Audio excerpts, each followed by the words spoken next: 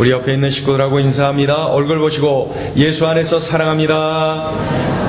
예수 안에서 축복합니다. 한 번 더 예수 안에서 축복합니다. 예수 안에서 사랑합니다. 며칠 전 어느 식당에서 식사를 하는데 옆에 테이블에 대학생들 3명이 앉아서 같이 식사를 하고 있었어요. 옆에 대학생들 3명이 식사를 하는데 얘기를 듣다 보니까 경상도 어느 지역 아주 깊은 산골인 것 같아요. 그곳에서 같은 고등학교를 나온 3 대학생이 서울에 이제 학교를 와서 흩어져서 학교를 다니다가 모처럼 이렇게 만난 겁니다. 그래서 같이 식사를 하는 거예요. 그러면서 이런저런 이야기를 하는데 한 명이 이렇게 얘기를 합니다. 요즘 나 힘들다.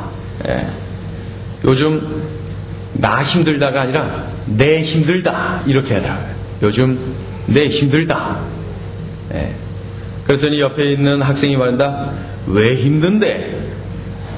그렇게 얘기해요.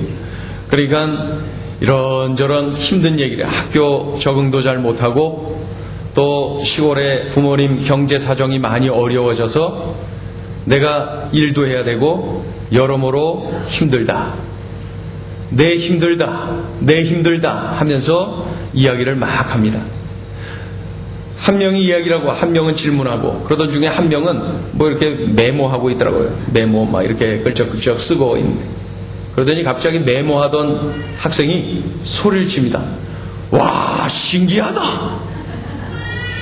그랬더니 이야기를 듣던 학생이 말합니다. 뭐가 신기한데? 봐라. 얘가 내 힘들다. 내 힘들다. 그래서 내가 한번 써봤거든. 거꾸로 봐라. 거꾸로. 다들 힘내. 다들 힘내. 그래서 제가 메모했다니까요. 저도 메모했어요. 내 힘들다. 거꾸로 해보니까 다들 힘내. 다들 힘내. 저도 메모에 수첩에 써있어요. 내 힘들다. 거꾸로 했더니 다들 힘내. 3 친구가 다들 힘내. 다들 힘내. 그거 읽으면서 깔깔깔거리고 아주 얼굴 확 펴서 즐겁게 시간 보내는 것을 보았습니다. 여러분, 우리는 내 힘들다라고 말하고 싶어 합니다. 내 힘들다. 내 힘든 것을 누군가가 알아주기를 원합니다. 그래서 누군가가 나를 내 힘든 것을 알고 위로해주고 격려해주기를 원합니다.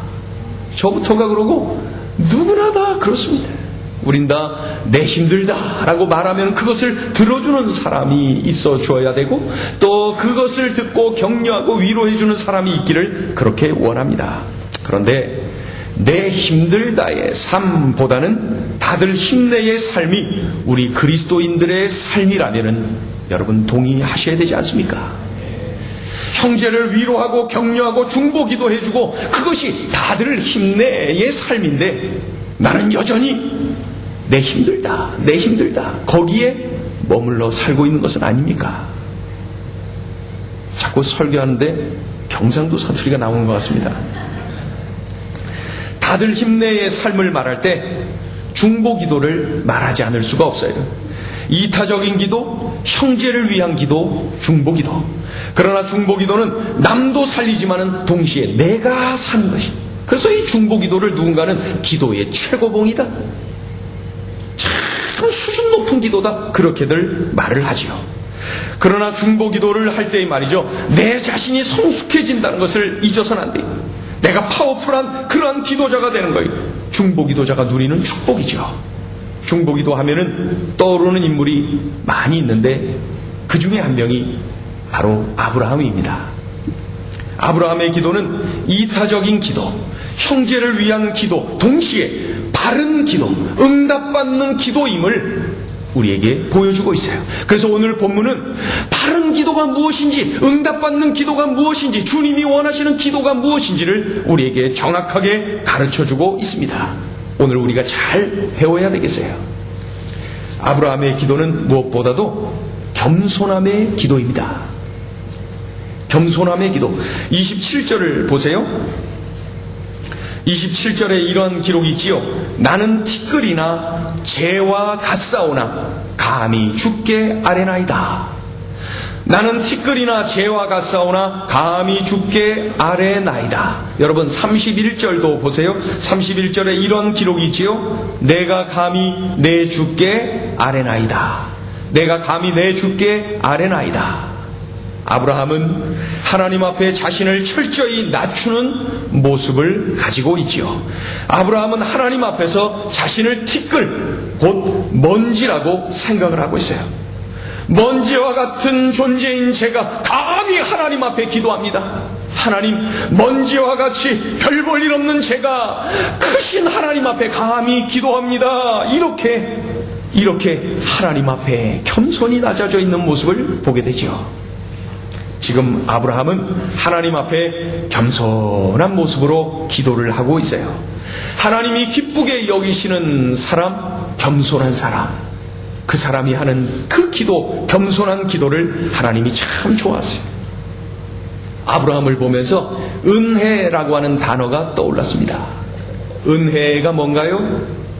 도대체 받을 자격이 없는 자에게 거저 주시는 선물, 그죠? 그게 은혜예요. 그래서 우리가 예수 믿고 구원받았습니까? 내가 선한 일을 많이 하고 내 믿음이 커서 내가 잘나서가 아니라 알고 보니까 전적인 하나님의 은혜였어요. 전적인 하나님의 은혜로 내가 구원을 받게 되었다라는 것이죠. 구원받은 것 전적인 하나님의 은혜. 내가 이 자리에 앉아서 예배하는 것, 내가 부지런을 막 그냥 부리고 그래서 이 자리에 온 줄로 알았는데 알고 보니까 하나님의 은혜. 이 자리에 앉아 예배자로 있는 것 전적인 하나님의 은혜. 한 가지가 더 있어야 됩니다. 내가 하나님 앞에 기도하는 것, 이 또한 전적인 하나님의 은혜예요. 나 같은 존재가 어떻게 하나님, 그 크신 하나님을 향해서 이렇게 해주세요, 저렇게 해주세요, 감히 어떻게 그렇게 말할 수가 있나요? 기도는 은혜예요. 기도는 전적인 하나님의 은혜예요. 여러분, 내가 은혜로 기도하는 그러한 삶을 산다면 기도를 많이 하세요. 그리고 막 적극적으로 하세요. 기도, 그 은혜를 누려야 되는 것이죠. 아브라함이 바로 이런 자세를 가지고 있었어요. 기도는 은혜다라고 하는 자세만. 참 겸손한 거죠. 하나님 앞에 설 수 없는 먼지 같은 내가 감히 하나님께 기도를 합니다. 참으로 황송합니다. 이런 자세. 아브라함은 겸손한 기도자. 하나님은 바로 그 겸손한 기도자를 좋아하시는 분임을 우리에게 알려주고 있어요. 여러분, 기도를 많이 하십니까? 그렇다면 더 겸손하게 하셔야 되겠어요. 하나님 앞에 나의 삶이 겸손해야 되고 동시에 나의 기도가 늘 겸손해야 됩니다. 먼지와 같은 내가 하나님 앞에 감히 기도합니다. 이러한 아브라함의 그 모습처럼 말입니다. 우리 한번 저를 크게 따라해 보겠습니다. 겸손한 기도자가 되겠습니다. 더 크게 보세요. 겸손하게 기도하겠습니다. 응답받는 기도, 그 출발은 바로 겸손한 기도에 있더라는 것이죠. 아브라함이 기도를 합니다. 그런데 자신의 육신의 욕심에 이끌려서 기도하는 것이 아니라 어떻게 해요? 하나님의 뜻에 초점을 맞추고 기도를 하더라는 것이죠. 하나님께 초점을 맞추는데 하나님은 공의의 하나님, 하나님은 사랑의 하나님, 공의의 하나님께 초점을 맞추고 사랑의 하나님께 초점을 맞추는 것을 볼 수가 있습니다. 즉 하나님의 뜻에 초점을 맞추는 거예요. 어떻게 기도를 합니까? 하나님, 소돔과 고모라 성의 백성들이 하나님을 실망시켜드렸어요. 하나님 앞에서 범죄하였습니다. 하나님의 진노를 피할 수가 없어요. 공의의 하나님은 저들을 멸하시는 것이 당연합니다. 하나님, 당연합니다. 그런데 하나님, 사랑의 하나님, 저들을 불쌍히 여겨주세요. 자비의 하나님, 저들을 긍휼히 여겨주세요. 불쌍히 여겨주세요. 이렇게 기도를 하고 있는 거예요. 공의의 하나님, 저들을 진노하셔서 멸하시는 것 당연하십니다. 마땅하십니다. 그런데 사랑의 하나님, 저들에게 기회를 주세요. 불쌍히 여겨주세요. 공의의 하나님, 사랑의 하나님이 얼마나 좋아하셨을까요? 응답받는 기도는 이렇게 하나님의 뜻에 초점이 맞춰진 기도여야 된다는 것입니다. 야고보 장로님, 야고보서 4장 3절에서 이렇게 말씀합니다. 구하여도 받지 못함은 정욕으로 쓰려고 잘못 구하기 때문이다. 바른 기도를 해야 되는데 정욕으로 쓰려고, 내 개인의 유익만을 위해서 쓰려고 구하니 그 기도에 응답이 없다는 거예요. 기도는 하나님의 뜻에 초점이 맞춰져야 한다. 사도 요한, 사랑의 사도 요한은 요한일서 5장 14절에서 이렇게 말씀합니다. 그를 향하여 우리가 가진 바 담대함이 이것이니 그의 뜻대로 무엇을 구하면 들으심이라. 그의 뜻대로 무엇을 구하면 들으심이라. 그의 뜻대로, 하나님의 뜻에 초점이 맞춰진 기도, 그 기도에 하나님 응답하신다는 거죠. 오늘 아브라함의 기도는 하나님의 뜻에 초점이 맞춰진 기도. 마치 철딱선이 없는 어린아이가 막 그냥 투정 부리면서 졸라대는 그런 수준의 기도를 하고 있는 것은 아닙니까? 도대체 부모로서 응답할 수 없는 그러한 투정을 하고 있는 것이 나의 기도의 모습은 아닙니까? 나는 하나님 앞에 하나님의 뜻에 초점 맞춰진, 그래서 응답하실 수밖에 없는 그런 기도를 우리가 해야 되겠습니다. 아브라함의 기도는 바로 그런 기도, 하나님 뜻에 초점 맞춰진 기도였다라는 것을 우리가 알아야 되겠습니다. 아브라함은 기도를 할 때에 한두 번 하고 그만두지 않더라는 것이죠. 아주 끈질게, 적극적, 끈질기게 매달려서 하나님 앞에 기도하고 또 기도하는 그의 모습을 볼 수 있어요. 오늘 본문에만 해도 6번이나 하나님 앞에 기도를 하더라는 거예요. 그저 바리새인들의 모습처럼 중언부언하는 그런 수준의 기도가 아니에요. 소돔과 고모라가 심각한 죄악으로 인해서 멸망하는 것 당연합니다. 하나님, 당연해요. 하나님, 이런 죄악으로 인해서 멸망하는 것 하나님 당연하지요. 그런데 하나님, 저들에게 기회를 좀 주세요.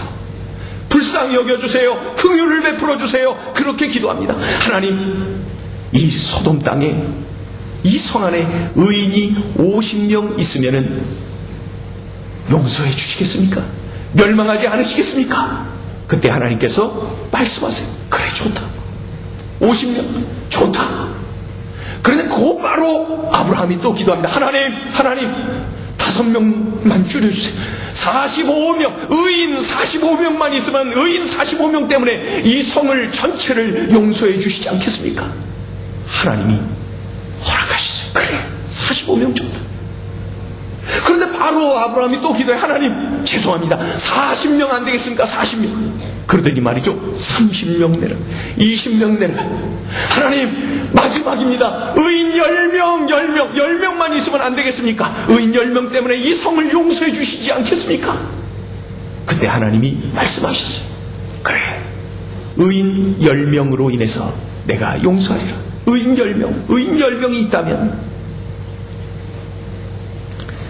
이 장면에서 저는 두 가지를 느끼게 됩니다.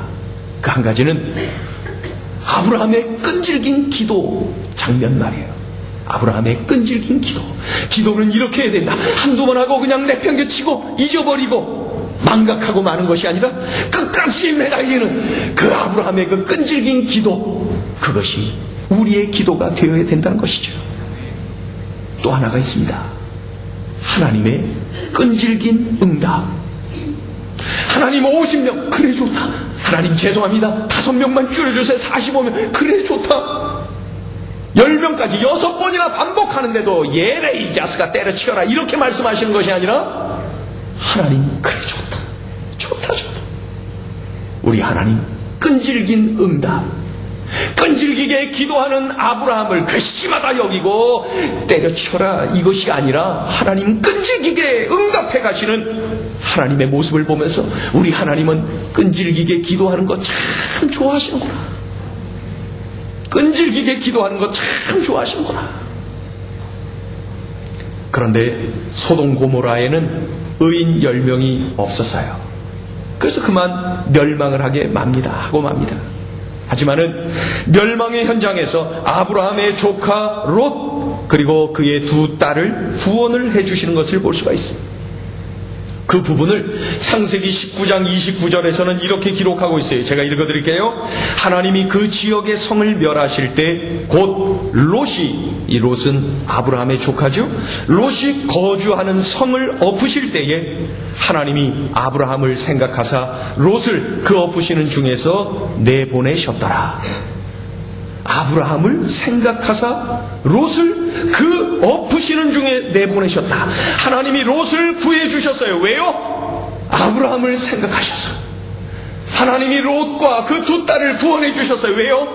끈질기게 매달려 기도하던 그 아브라함 때문에, 아브라함을 위해서, 아브라함을 생각해서 조카 롯과 그 딸들을 구원해 주셨다는 거예요. 예수님이 생각나지요?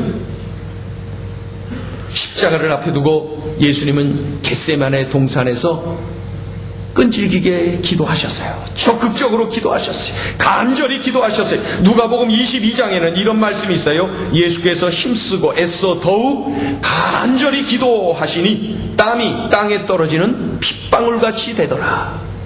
예수께서 힘쓰고 애써 더욱 간절히 기도하시니 땀이 땅에 떨어지는 핏방울같이 되더라. 여기서 간절히라는 단어는 원어를 보면 말이죠, 온 힘을 다하여 끈질기게 격렬하게 창자가 끊어질 정도로 라고 하는 뜻입니다. 우리 예수님 겟세마네에서 그렇게 기도하신 거예요. 끈질기게 간절하게 온 힘을 다하여서 창자가 끊어질 정도로 기도하셨다는 것입니다. 우린 예수님처럼, 그리고 이 아브라함처럼 끈질기게 격렬하게 간절하게 기도해야 됩니다. 그런 기도야말로 주님이 기뻐하시는 기도요, 응답받는 기도요, 능력 있는 기도인 것입니다. 예수님도 그렇게 기도하셨고 믿음의 조상 아브라함도 그렇게 기도했는데 나는 뭐 믿고 그렇게 기도하지 않는 겁니까? 우리 기도가 이러해야 됩니다.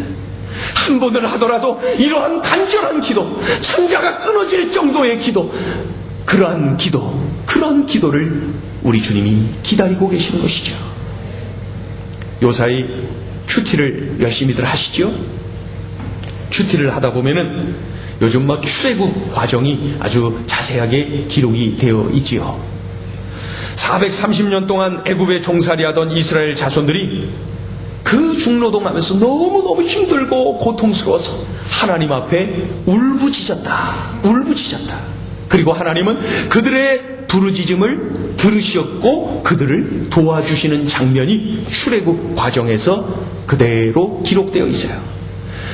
고통의 현장에서 이스라엘 백성들이 울부짖었다. 여러 번역서를 제가 봤더니 부르짖었다, 울면서 통곡했다, 울부짖었다, 아주 간절한 창자가 끊어질 듯한 애절한 끈질긴 기도의 현장을 느낄 수가 있어요. 그때 하나님이 그들을 응답해 주시고 도와주시는 것을 볼 수가 있어요. 그런데 도와주시는 것 볼 때 그들이 하나님 어떤 마음으로 기도했겠어요? 중노동이 너무 힘들어요. 애굽의 왕이 얼마나 중노동을 시키는지 너무너무 힘들어요. 여기서 좀 벗어나게 해주세요. 이렇게 기도했을 거예요. 그런데 우리 하나님 응답하시는 것 좀 보세요. 출애굽을 시키십니다. 애굽에서 나오도록 이끌어 주셔요. 자유를 주시는 거죠. 그런데 그것으로 끝나지 않고 나와서 광야에 머무는 것이 아니라 얘들아, 가나안 땅 내가 준비해놨어. 그곳으로 가는 거야. 그러면서 구름기둥 불기둥 만나와 메추라기 계속해서 마실 물을 공급해 주시면서 가나안 땅으로 이끌어 가시는 거예요. 젖과 꿀이 흐르는 그 땅으로 이끌어 가시는 거죠. 그런데 그것으로 끝나지 않더라는 것이죠. 또 한 가지가 기록되어 있었어요. 애굽에서 나올 때 은폐물, 금폐물, 그리고 의복을 취해서 당당하게 나오는 모습을 볼 수가 있어요. 분명히 살려주세요 라고만 기도했을 터인데 살려 인도해 주신 것은 물론이요, 예배도신 가나안을 허락해 주신 것은 물론이요, 은과 금과 의복을 취하여서 당당하게 나오도록 하나님께서 부어주시더라는 것이죠. 이분이 바로 하나님이에요. 이분이 바로 우리의 기도를 들어주시는 분이에요. 이분이 바로 우리의 아버지이세요. 여러분 믿습니까? 네. 울부짖는 거예요. 적극적으로 끈질기게 기도해야 돼요. 창자가 끊어지는 것. 그리고 기대하고 기다리세요. 지치고 힘들어도 인내하며 기다리세요. 예상치 못했던 축복까지도 예비해 놓으신 하나님을 만나게 될 것입니다. 적극적으로 응답하시고 적극적으로 축복하시는 하나님 말이에요. 그 하나님 말입니다. 요사이 우리 성도들 중에는 기도 응답 받아갖고 참 좋아하시고 기뻐하시는 분들이 있는가 하면은 삶이 많이 힘들어 지쳐 있고 참 낙심이 되는 현장을 살아가는 그러한 식구들도 있습니다. 우리 성도들이 그래요.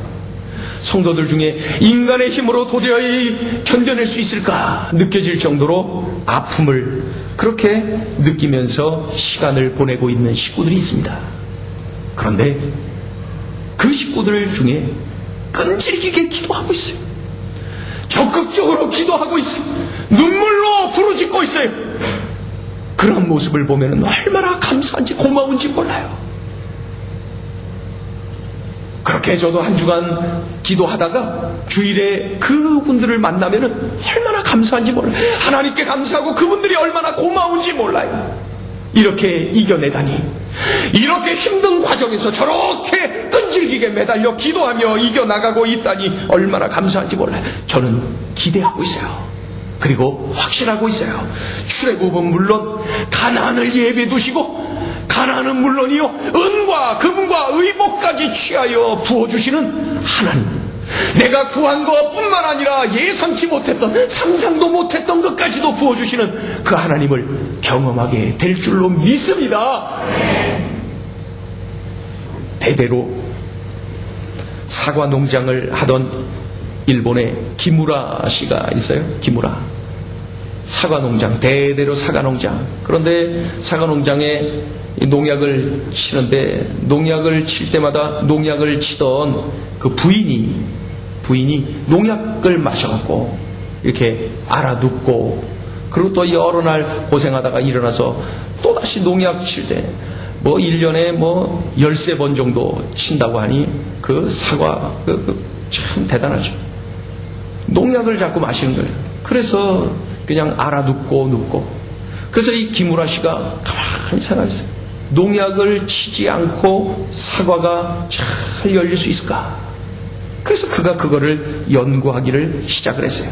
그래서 자기 사람을 여러 사람 써갖고 그 사과나무에 붙어있는 해충을 잡고 퇴비를 주고 여러 가지 애를 썼어요.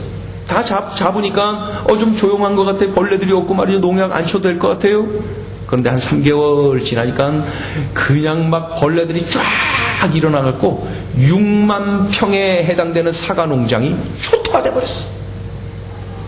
그래도 끈질기게 말이죠. 농약 안 치고 한번 해보겠다. 그래갖고 열심히 책을 보고 노력을 하고 그래갖고 4년 만에 망했어요. 4년 만에 파산당했어요. 그래서 이 기무라 씨가 결단을 내렸어요. 죽어버리자. 밧줄을 들고 산으로 올라갔어요. 산에 나뭇가지에다 밧줄을 던졌어요. 매달려서 확 죽어버리려고. 살 수가 없어요. 그래갖고 이 기무라 씨가 줄을 던져서 이제 목을 걸려고 하는데 던졌는데 보니까 환상을 봤어요. 순간 환상. 사과나무에 사과가 주렁주렁 튼실하게 매달려 있는 환상말이. 그래서 눈을 막 흔들고 다시 자세히 보니까 사과나무가 아니라 도토리나무예요. 도토리나무. 그런데 번쩍 이 도토리나무 가만히 생각하면 농약도 안 뿌렸는데 어떻게 이렇게 자랐지? 이 생각이 싹 지나. 농약도 안 뿌렸는데 어떻게 이렇게 사과나무, 도토리나무가 이렇게 도토리가 잘 달릴 수가 있었을까? 이상하다. 죽는 걸 잊어버렸어요. 죽어야 되는데.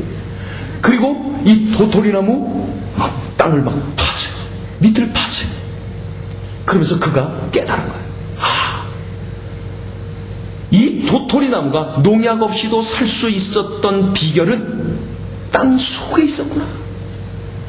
땅 속에 있었구나. 원인은 땅 속이었구나. 땅 속에 토양이 문제였구나. 번쩍 해갖고 죽는 거 포기하고 내려옵니다. 내려와갖고 사과나무가 심겨져 있는 그 땅 속을 연구하기 시작하는 거예요. 땅 속의 그 토양을 연구하기 시작하는 거예요. 땅 속에 있는 토양 말이죠. 그 흙을 연구하는 거예요. 흙을 연구하고 또 연구하고. 그럼 분명히 알았어요. 겉에 보이는 거, 이 변화를 이루기 위해서 겉에 보이는 벌레 잡고 겉에다가 뭐를 뿌리고 겉에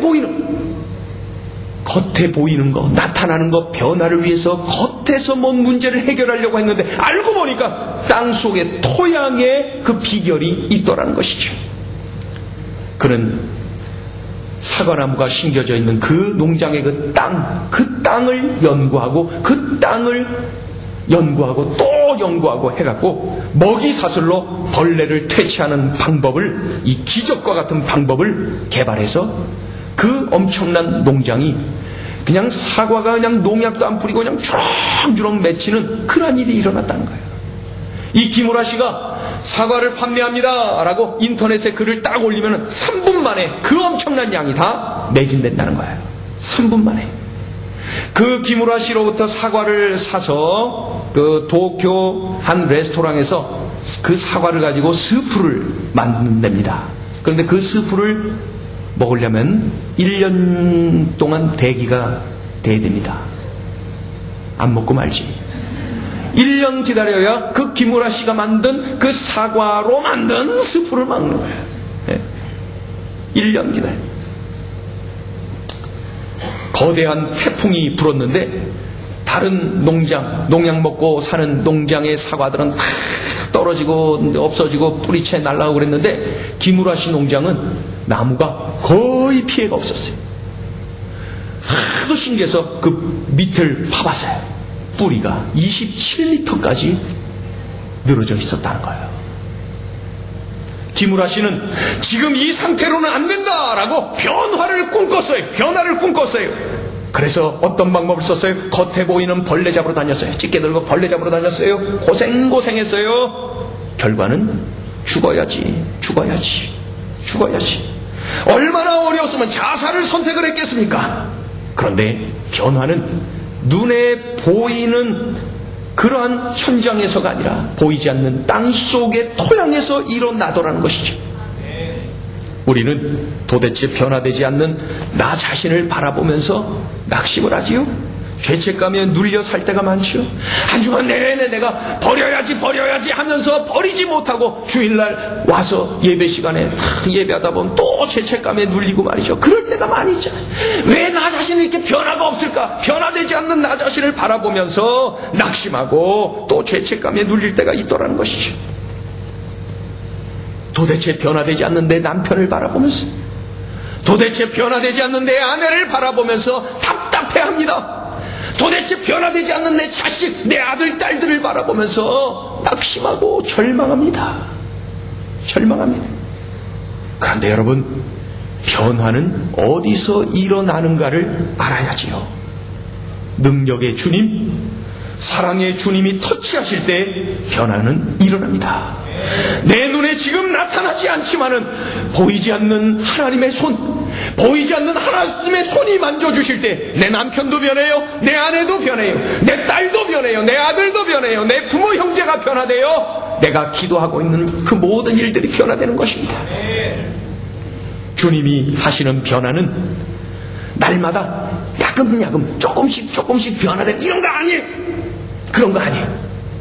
예수님의 변화는 한순간에, 한 방에, 한 번에 나타나는 그런 변화. 마치 물이 변하여 포도주가 되듯이, 죽은 자가 벌떡 일어나 살아나듯이, 눈 감았던 자가 눈을 확 한순간에 뜨듯이 예수님이 만져주시는 그 순간에 이러한 엄청난 변화는 일어나게 되어 있는 것입니다. 여러분, 그렇다면 그 변화가 일어나기까지 우리는 기대하면서, 기도하면서 기다려야 되지 않겠습니까? 기도하며 낙심하지 마세요. 끈질겨야 돼요. 매달려야 돼요. 기도해야 돼요. 그렇다면 도대체 변화가 일어나지 않는데 응답이 없는 것 아닙니까? 아니에요. 아니에요, 여러분. 끈질기게 매달려 기도하세요.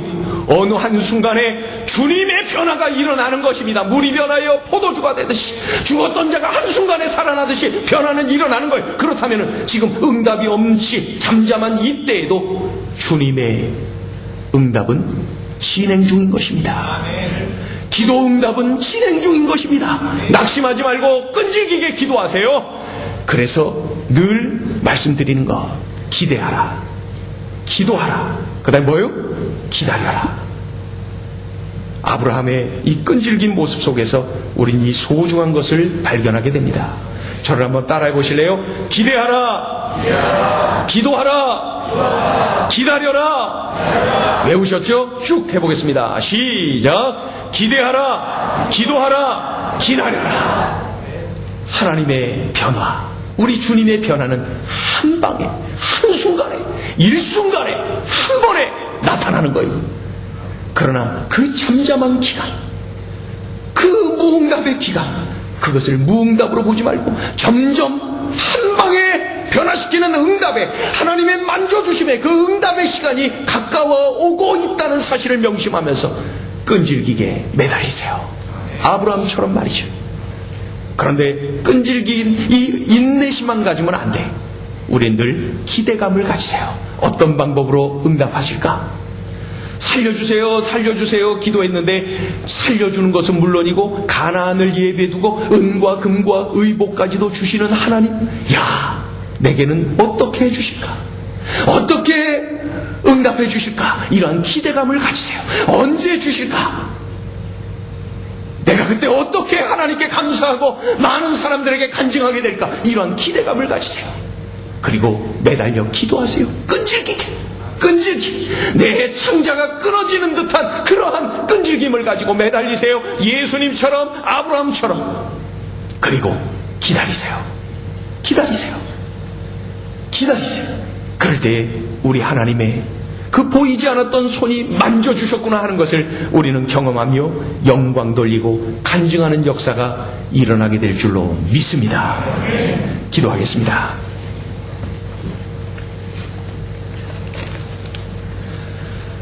이 시간에 우리 조용히 묵상으로 함께 기도합니다. 여러분, 지금까지 기도를 어떻게 해오셨습니까? 신앙생활은 기도생활입니다. 내가 기도를 얼마나, 내가 기도를 어떻게 하느냐가 곧 나의 신앙의 분량입니다. 주님을 믿는 믿음의 분량이기도 합니다. 이 시간에 하나님 앞에 회개하면 좋겠어요. 끈질기게 기도하지 않고 한두 번 하고 포기해버린 것, 하나님을 향한 불신이에요. 그것이 내 신앙의 분량입니다. 하나님께 회개하세요. 하나님께 회개하세요. 하나님, 끈질기게 매달려서 기도하지 않았던 것 용서해 주세요. 일찌감치 포기했던 것 용서해 주세요. 용서해 주세요. 하나님, 늘 겸손히, 하나님 앞에 늘 겸손히 기도하겠습니다. 기도는 은혜입니다.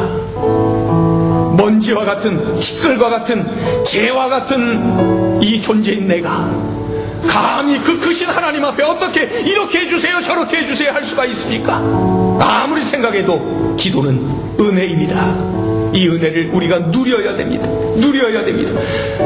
신앙인은 기도의 사람이어야 돼요. 기도의 사람, 기도의 사람으로 살아야 됩니다.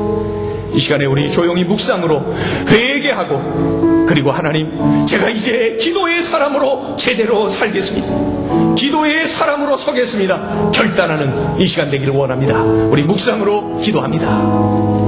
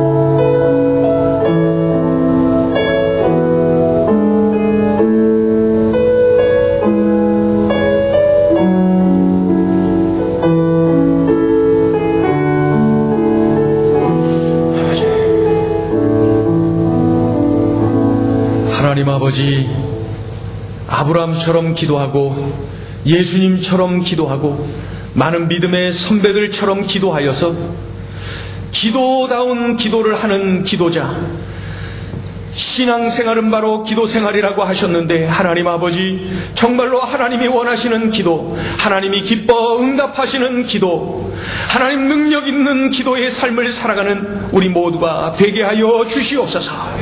겸손한 기도자, 그리고 하나님 뜻에 초점을 맞춘 기도를 하는 기도자, 그리고 끈질기게 매달려 기도하는 기도자, 하나님, 우리의 삶이 그러한 기도의 삶이 이어질 수 있도록 역사하여 주시옵소서. 삶이 많이 힘들어 낙심하고 좌절할 수밖에 없는 환경일지 몰라도, 그런 중에도 하나님을 바라보고 하나님께 매달려 끈질기게 기도하는 우리 성도들이 있나이다. 우리 하나님 역사하여 주시옵소서. 응답하여 주시옵소서.